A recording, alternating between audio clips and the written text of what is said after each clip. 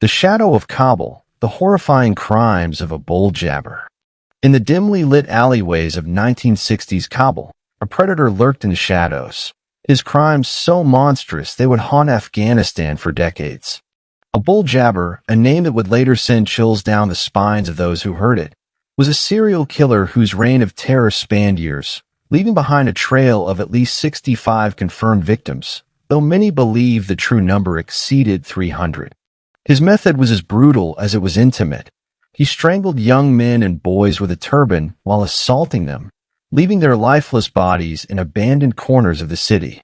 DJABAR's crimes went unnoticed for far too long, buried beneath the chaos of Kabul's rapidly changing society. His victims were often poor, marginalized young men, some barely teenagers, whose disappearances were dismissed as runaways or casualties of the city's underbelly. But as body after body surfaced, all bearing the same horrifying signature, bruises around the neck from the tight twist of a turban, panic began to spread. Families whispered in fear, wondering who or what was preying on their sons. The police, under immense pressure, scrambled for answers. In their desperation, they wrongfully convicted and executed 2 innocent men, hoping to quell the public's terror. But the killings did not stop. DJABAR, emboldened by the authorities' mistakes, continued his gruesome spree, his appetite for violence only growing.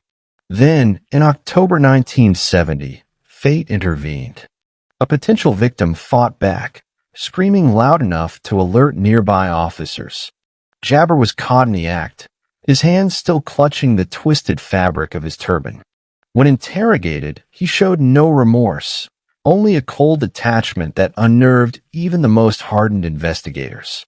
Some say he even smirked when confessing to his crimes, as if proud of the fear he had instilled in an entire city. The trial was swift.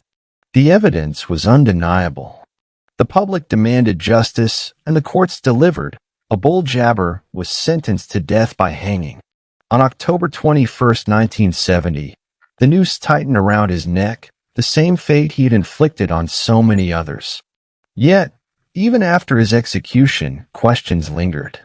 How had one man evaded capture for so long? Were there more victims whose bodies were never found? And most chilling of all, had he acted alone?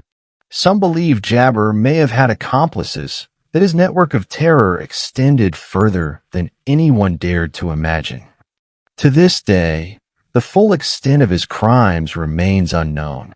The families of his victims still mourn, and the 2 wrongfully executed men serve as a grim reminder of justice delayed. Abul DJABAR's name lives on in infamy, a dark chapter in Afghanistan's history, a monster who walked among the innocent, leaving behind only death and unanswered questions.